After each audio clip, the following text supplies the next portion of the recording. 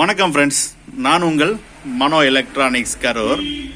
நண்பர்களே, இன்றைக்கி ஒரு டிரான்ஸ்ஃபார்மரில் பற்றி தான் பார்க்க போகிறோம். ஃபஸ்ட்டு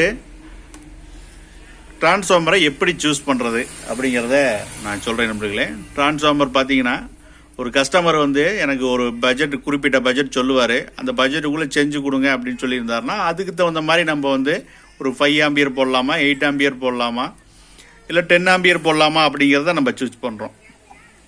அடுத்து ஐசி என்ன போடணும், இல்லை ஒரு எஸ்டிகேல போடுறதா, இல்லை டிரான்சிஸ்டரில் போடுறதா, இல்லை ஐஆர்எஃப் ஃபெட்டில் போடுறதாங்கிறத நம்ம சூஸ் பண்ணணும்.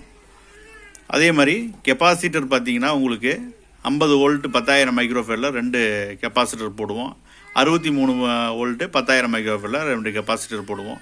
ஸோ இந்த மாதிரி நம்ம சூஸ் பண்ணக்கூடிய வோல்ட்டும் இதில் இருக்குது. இந்த வோல்ட்டை பொறுத்து தான் ரேட்டினுடைய டிஃப்ரென்ஸும் இருக்கும். சில கஸ்டமர் 4 கெப்பாசிட்டர் இதில் போடுவாங்க. எதுக்கு அப்படின்னா லோடு குறையாமல் இருக்கிறதுக்காக, மெயின்டைன் ஆகணும் அப்படிங்கிறதுக்காக போடுவாங்க. நம்ம நிறைய கெப்பாசிட்டர் அடுக்கிறதும் வேஸ்ட்டு தான்.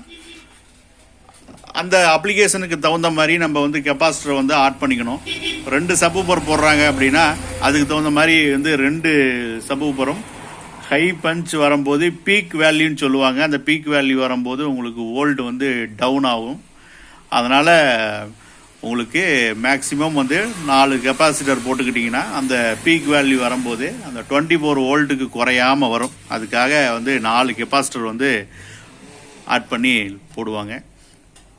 சிங்கிள் சப்வூஃபருக்கு 2 கெப்பாசிட்டரே போதுமானது. இன்னும் நல்ல பீக் வேல்யூ வரணும், உங்களுக்கு குறையாமல் இருக்கணும்னா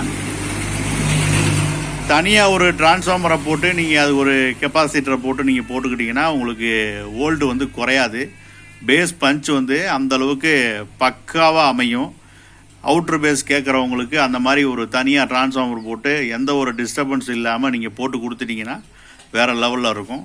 இன்னும் சில கஸ்டமர் கேட்குறது, நாய்ஸ் வருது, ஸ்பீக்கரில் எல்லாம் ஒரு நாய்ஸ் ஏற்படுது அப்படிங்கிறாங்க. ஸோ அதுக்கு என்ன காரணம் அப்படின்னா, அதாவது கோர் பார்த்தீங்கன்னா உங்களுக்கு கேப் இருந்தாலும் அந்த நாய்ஸ் வரும். அலுமினியம் காயில் உள்ளே போட்டிருந்தீங்கனாலும் நாய்ஸ் வரும். எனக்கு செட்டு பாடிக்கிட்டு இருக்கும்போதே கொஞ்சம் நேரம் கழித்து தான் எனக்கு சவுண்டு வருது அப்படின்னா உங்களுக்கு போட்டிருக்கக்கூடிய காயில் ரொம்ப ஓவர் ஹீட் ஆயிரும். அந்த மாதிரி ஹீட் ஆகிட்டாலும் உங்களுக்கு நாய்ஸ் ஏற்படுத்த ஆரம்பிச்சிடும். அதனால் போடக்கூடிய டிரான்ஸ்ஃபார்மரையும் நம்ம குவாலிட்டியாக போடணும். கஸ்டமர் சொல்லக்கூடிய பட்ஜெட்டுக்குள்ளேயும் வரணும். பல சிக்கல் டெக்னீஷியனுக்கு இருக்கும். சில டெக்னீஷியன்கள் எப்படி இருந்தாலும் நம்ம நிறைய கஸ்டமர்ஸுக்கு இப்போ நிறைய பேர் நல்ல குவாலிட்டியான இதாக போட்டு கொடுத்துக்கிட்டு இருக்கிறாங்க. அந்த மாதிரியான கஸ்டமர்களை அந்த மாதிரி டெக்னீஷியனை சூஸ் பண்ணிக்கிட்டிங்கன்னா பிரச்சனை இருக்காது. நம்ம கஸ்டமர்கிட்ட சொல்லிடுவோம், என்னென்ன 8 ஆம்பியர் கொட்டேஷன்லேயே நம்ம சொல்லிடுவோம் எத்தனை ஆம்ஸ் போட போகிறோம், என்ன மெட்டீரியல் போட போகிறோம். ஒவ்வொரு மெட்டீரியல்லையுமே நம்ம தெளிவாக சொல்லிட்டோம்னா பிரச்சனை கிடையாது. நம்ம சொல்லிவிட்டு இந்த கஸ்டமர், ஏன்னா கஸ்டமரே கூட சில கஸ்டமர் நம்மள்ட்ட எல்லாம் என்ன பண்ணுறாங்கன்னா, நம்ம ஓப்பனாக சொல்லிடுறது, அவங்களே பர்ச்சேஸ் பண்ணி கொடுத்துருவாங்க. மெட்டீரியலை கொடுத்துட்டாங்கனாலும் நம்ம பண்ணி கொடுத்துருவோம். நிறைய வெளி நண்பர்கள் நிறைய பேர் நமக்கு மெட்டீரியலை பர்ச்சேஸ் பண்ணி கொடுத்துருவாங்க. நம்ம அதை கொரியர் பண்ணிட்டாங்கன்னா நம்மள்ட்ட சேர்ந்துடும். நம்ம ரெடி பண்ணி அவங்களுக்கு கொரியர் பண்ணி விட்ருவோம். அந்த மாதிரியும் நடக்குது.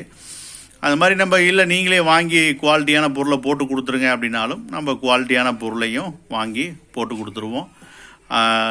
அலுமினிய காயில் தூக்கும் போதே உங்களுக்கு வெயிட் தெரிஞ்சிடும்.